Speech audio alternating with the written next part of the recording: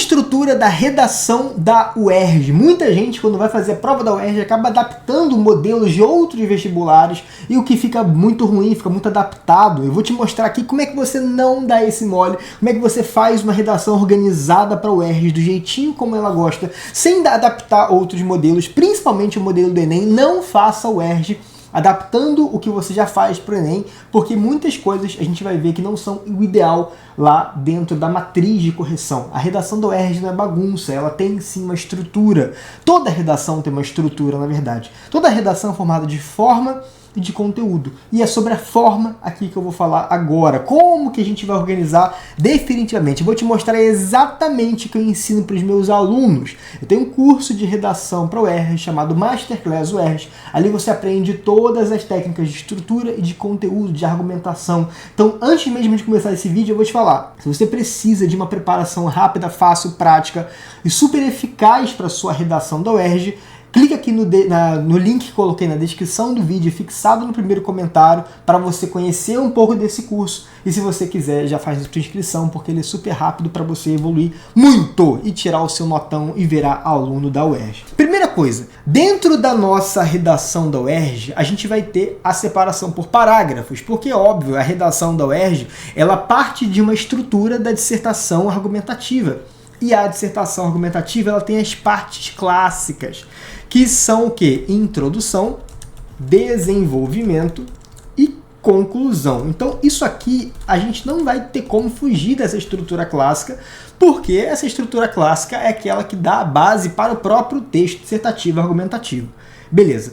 Vamos falar então agora, dentro de cada parágrafo, qual que é o ideal ali de organização. Lembrando, galera, que o que eu vou falar para vocês são noções básicas de um modelo de redação que já deu certo para os meus alunos e que dá certo todos os anos seguindo a estrutura. Mas caso você use alguma coisa e, sei lá, para fins é obrigatório que você vai falar, não é obrigatório. Existem coisas que na redação da UERJ simplesmente não são obrigatórias. Você faz aquilo que dá certo e eu estou mostrando para você o que dá certo para os meus alunos já há bastante tempo, há muitos anos.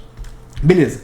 A redação, ela começando com a introdução, a gente tem duas formas de começar. Na verdade, o primeiro tópico da introdução, a gente chama de apresentação da polêmica. Você já sabe que a UERJ, ela tem um livro que ela usa como base da sua redação. E dentro desse livro existem polêmicas que vão ser pinçadas da UERJ. E a UERJ vai dizer, ó, a partir dessa polêmica, escreva uma redação dissertativa e argumentativa. Então, o primeiro passo da sua introdução é apresentar essa polêmica. Na verdade, é reapresentar, né? Porque o corretor, a banca avaliadora te perguntou uma coisa, por exemplo, fale sobre a importância da consideração de múltiplas perspectivas na sociedade. Imagina que esse seja o tema da UERJ. Fale sobre a importância da consideração de múltiplas perspectivas na sociedade. Esse é um tema baseado em alguma das polêmicas do livro base. Dentro da sua redação, você vai apresentar essa polêmica para o seu corretor, até porque você sabe que o teu corretor, por mais que ele já tenha lido o livro base, por mais que ele saiba qual é o tema, é a sua obrigação fazer um texto completo. Um texto independente. A tua redação, ela não pode ser dependente de outro texto. Mas a minha redação vai ter como base o livro da UERJ. Isso, tudo bem, vai ter como base o livro da UERJ. Mas a redação é um texto independente. Nunca faça assim, ó. Nunca comece a redação da UERJ dizendo a redação sobre o livro que foi... Imagina que você começa a redação assim. Sobre o livro base que foi pedido no vestibular, vírgula, é possível afirmar que... Jamais faça isso, porque a tua redação, ela não pode ter diálogo direto com outro texto. Ela tem que ser uma redação independente. Você pode citar o livro. Vamos supor que a UERJ cobra o livro XYZ. Você vai dizer, ó, o livro XYZ, que foi escrito por fulano de tal, no ano tal, traz a seguinte polêmica, a dificuldade de consideração de novas perspectivas. Você trouxe o livro, mas você não colocou a responsabilidade do corretor de saber sobre o livro, não. Você explicou tudo para ele. Beleza? Então não pressuponha isso. É muito importante que você tenha essa visão na tua redação. Entendeu, né? Beleza. Depois que você apresenta essa polêmica, na verdade você pode apresentar essa polêmica com o livro ou sem o livro. Não é obrigatório você usar o livro base na redação, tá? Então, vou perder ponto caso eu não cite o livro? Não, você não perde ponto.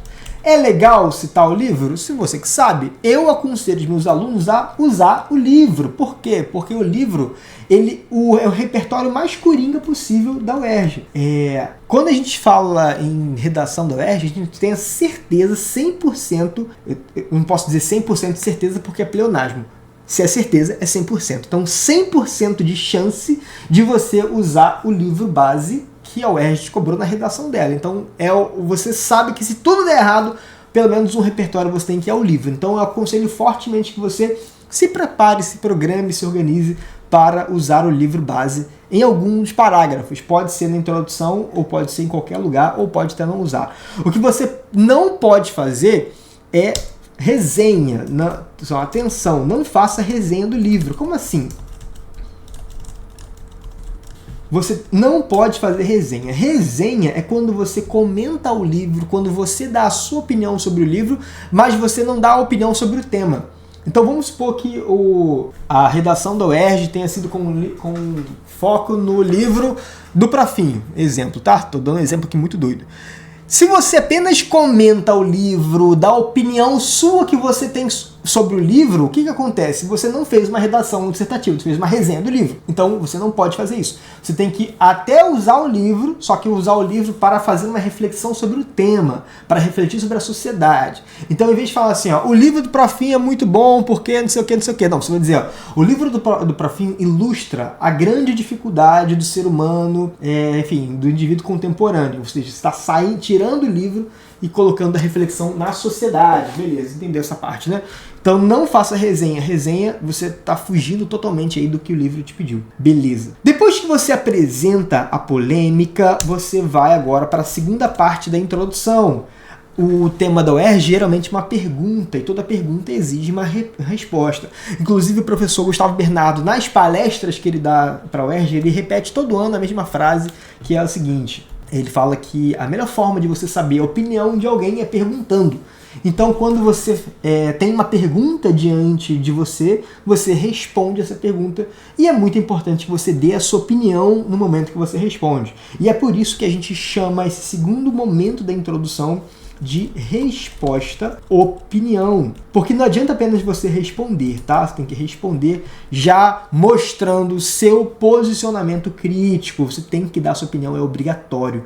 É obrigatório você dar a sua opinião sobre o tema, beleza? Por que eu falo que não é... O que eu tô passando para você aqui, tem coisas que são obrigatórias e tem coisas que não são tão obrigatórias. Por exemplo, obrigatório, dar a opinião. Agora, se você quiser começar dando a sua opinião e depois apresentar polêmica, pode. Só que é mais difícil, na minha opinião. Por quê? Porque é muito mais lógico você apresentar a polêmica e depois usar como gancho dar a sua opinião do que fazer o oposto, tá? Então, isso aqui é a minha sugestão. Apresenta polêmica.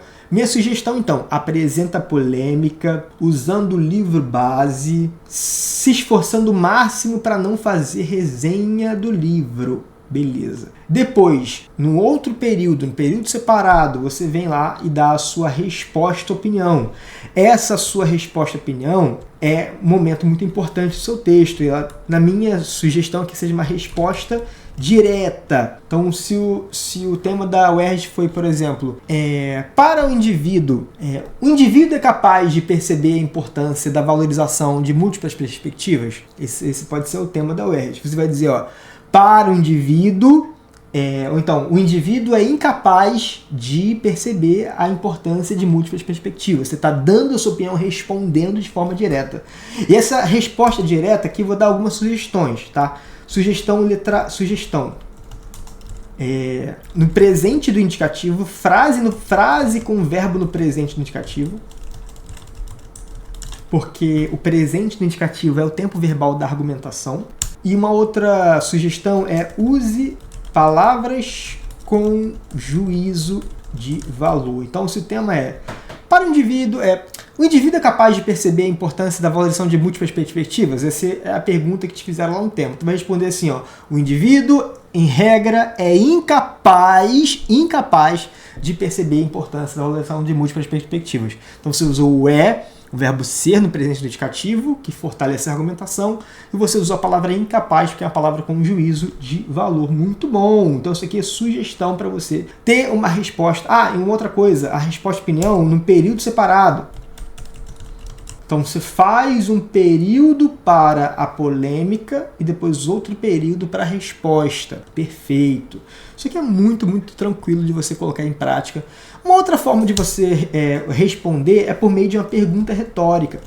Só que eu não aconselho tanto que você faça pergunta retórica, porque é um recurso argumentativo um pouco mais trabalhoso de você fazer ali no caos e no suor da prova. Pergunta retórica é quando você responde a pergunta com uma outra pergunta, só que essa outra pergunta, ela não espera uma resposta, ela apenas levanta uma discussão, levanta uma polêmica. Sabe quando você pergunta já dando indício do que a pessoa tem que responder? Vamos supor que você esteja aqui agora já há, sei lá, 10 minutos de vídeo e você não se inscreveu no canal ainda. Eu posso virar para você e falar assim, cara, você acha realmente razoável tá aqui há mais de 10 minutos comigo nesse vídeo e não se inscrever no canal ainda? Tu acha realmente razoável? Tu acha que faz sentido? Ou seja, eu perguntei, só que a minha pergunta te deu uma indireta, entendeu? Eu não quis saber a sua opinião, eu dei a minha opinião em forma de pergunta. É um pouco mais complicado de você fazer isso no dia a dia lá, no dia da prova é mais complicado, então eu não aconselho que você faça pergunta retórica não, mas pode. Beleza, aí vai da tua, né? Você já é muito grandinho já para saber o que você pode, o que você não pode, o que você quer, o que você não quer. Então o que eu quero é que você faça uma redação boa, com o menor nível de esforço possível. Essa é a nossa promessa aqui para os nossos alunos. Fazer uma redação excelente entre 8 e 10 com o menor esforço possível. E conseguir virar aluno da UERJ e tirar onda e virar UERJiano. Beleza, entrando agora na parte do desenvolvimento, que é aqui realmente onde você vai ter que se esforçar um pouco mais. Desenvolvimento é onde separa, é o momento em que separa os homens dos meninos e as mulheres das meninas. Então a primeira coisa que você vai fazer no seu desenvolvimento é apresentar o seu argumento para o corretor. Muito importante que você tenha um argumento. O argumento ele é um desdobramento da sua opinião. Ele é uma explicação da sua opinião. Então você vai apresentar esse argumento. E o nome da estrutura clássica em que você apresenta esse argumento é tópico frasal. Beleza, tópico frasal é o primeiro momento do seu parágrafo do desenvolvimento. O seu tópico frasal também é muito importante que ele apresente o argumento 1. Então aqui a gente vai separar desenvolvimento 1, primeiro parágrafo, você vai apresentar o seu primeiro parágrafo, vai apresentar o seu primeiro argumento. Ah, alguém vai perguntar assim, qual que é o número ideal de linhas para introdução, para o desenvolvimento, para a conclusão? Não existe número ideal, número obrigatório de linhas, tá? O que existe é um número obrigatório de ideias que você apresenta. Então, aqui eu apresentei 2 ideias. Essas 2 ideias você pode fazer em torno, talvez, entre 5 e 7 linhas. Mas lembrando que isso aqui é apenas uma sugestão, não é uma obrigação. Desenvolvimento 1, ele tem um tópico frasal que apresenta o argumento 1. É muito importante que o tópico frasal seja no presente do indicativo. Basicamente, a tua redação ela vai ser toda no presente do indicativo, exceto quando você estiver dando exemplos históricos. Então, vai falar sobre... Quero falar sobre uma coisa que aconteceu no século passado. Então, logicamente, você, quando estiver fazendo alusões históricas, vai usar verbos do passado. Fora isso, você vai usar verbos do presente, porque a redação é argumentativa. E o presente do indicativo é o tempo da argumentação. Então, quais são os tempos verbais que a gente usa em redação que eu falo com os alunos? O verbo no presente para argumentar, verbo no passado para fazer alusão histórica e verbo no futuro para fazer uma proposta de solução ou intervenção para um problema. É claro que na redação do UERJ você não é solicitado a fazer proposta de intervenção, então o futuro do presente talvez não seja importante você usar nessa redação aí. Uma coisa muito importante é que o tópico frasal ele vai começar com coesão, então comece com um recurso de coesão. Comece com algum recurso coesivo, ou seja, o teu parágrafo do desenvolvimento ele tem que ser conectado ao parágrafo de introdução, certo? Só que dentro lá da matriz de correção da UERJ, eles usam uma expressão que é o aluno tem que mostrar formas pessoais da coesão da superfície do texto. Superfície do texto é a estrutura que você está usando, certo? A estrutura sintática, são as palavras que você está usando. E eles pedem a tal de formas pessoais. Então não é o ideal você decorar um conectivo e usar, porque isso aí não configura uma forma pessoal de coesão na superfície do texto. Minha sugestão, então, é que você use um recurso coesivo, comece com um recurso coesivo, coesão lexical. O que significa tal da coesão lexical? Coesão lexical é também um tipo de coesão, só que sem conectivo clássico. É quando você, por exemplo, finaliza a tua resposta-opinião, vamos supor que você tenha finalizado a tua resposta-opinião, você finalizou o teu parágrafo mostrando lá alguma coisa. Então, por exemplo, coloca assim, o indivíduo, sei lá, o egoísmo humano evidencia que nós somos frágeis. Tá. Vamos supor que você tenha finalizado a tua introdução assim, tá? O egoísmo humano evidencia que nós somos frágeis. Sim, você pode usar a primeira pessoa do plural nós, tá? E na palestra lá, o professor Gustavo Bernardo fala que você até pode usar a primeira pessoa do singular eu, mas eu aconselho que você use a primeira... nunca fiz uma redação com a primeira pessoa do singular eu, mas aconselho que você faça uma redação com a primeira pessoa do plural nós. E é totalmente possível, tá? Na UERJ. Então vamos supor que você tenha finalizado a tua introdução assim, ó. O egoísmo humano evidencia que nós somos frágeis. Beleza. E aí, minha sugestão para você começar o parágrafo do desenvolvimento é retomando o significado de alguma dessas palavras da última frase da introdução. Então, na primeira frase do seu desenvolvimento, você vai buscar fazer alguma ponte com alguma outra palavra. Então, por exemplo, essa individualidade... Beleza. O que está falando? Eu estou retomando qual das palavras aqui com a palavra individualidade, eu estou fazendo coesão lexical com qual outra palavra do período anterior? Estou fazendo coesão lexical com a palavra egoísmo, certo? A gente chama coesão lexical por sinonímia, estou usando um sinônimo. Ou então, você pode fazer a coesão lexical com outra palavra. Você pode usar aqui, ó, nós somos frágeis.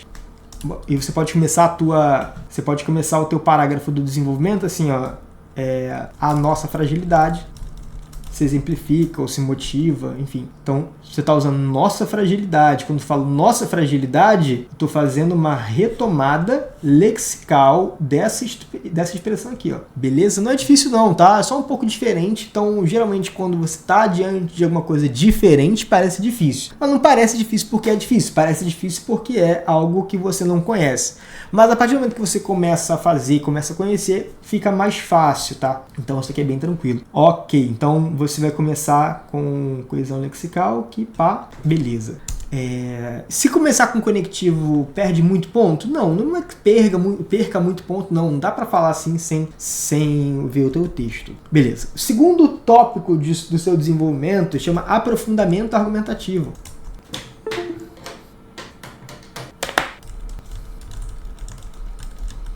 O aprofundamento argumentativo da UERJ, legal que você use recursos de raciocínios lógico-argumentativos.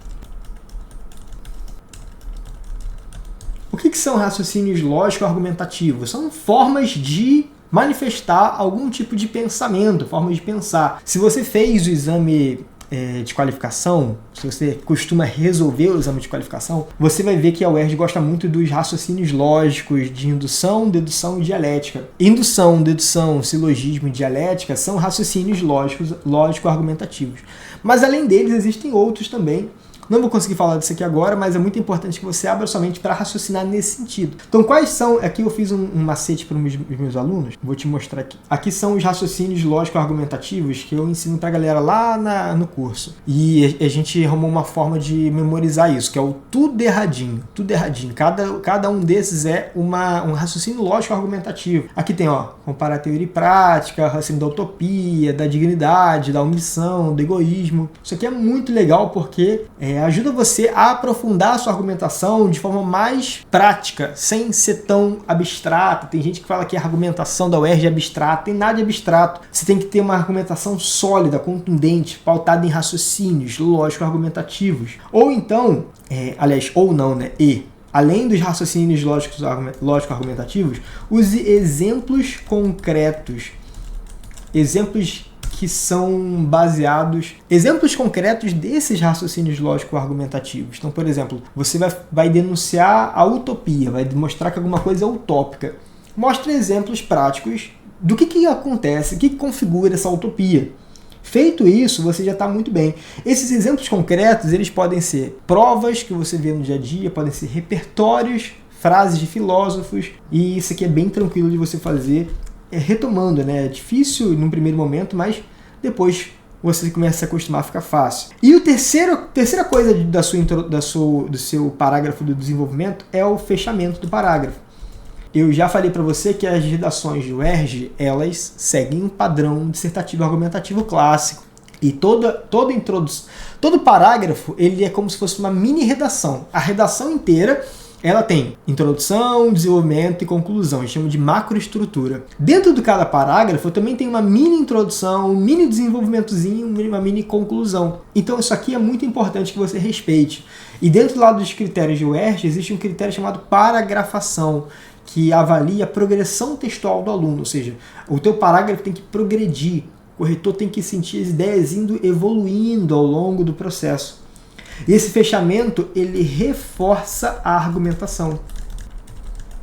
Esse fechamento, ele pode ser uma frase de efeito, tá?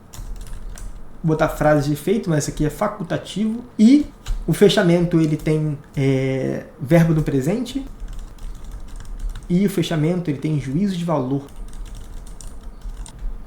Na verdade, todo parágrafo do desenvolvimento, ele vai possuir juízo de valor, tá? Juízo de valor, palavras que reforçam sua crítica. Essa estrutura do desenvolvimento, ela não vai ser apenas para o primeiro desenvolvimento. Então vamos supor que você faça 2 parágrafos do desenvolvimento. Essa estrutura, ela vai se repetir. Só que em vez de ser baseada no argumento 1, você aqui vai se basear em qual argumento? No argumento 2. E caso você queira fazer um terceiro parágrafo de desenvolvimento, esse teu terceiro parágrafo ele vai ser baseado no argumento 3. Quantos parágrafos eu aconselho que você faça? Tanto faz, não tem um número ideal de parágrafos de desenvolvimento, não. Eu aconselho que você faça pelo menos 2. Se quiser fazer 3 também não tem problema. E aqui você pode fazer um parágrafo entre 7 e 9 linhas, mas não tem problema. Teve aluno meu que conseguiu notas entre 8 e 10, que eles fizeram lá parágrafos de 12 linhas de desenvolvimento. Ah, 12 linhas tá errado?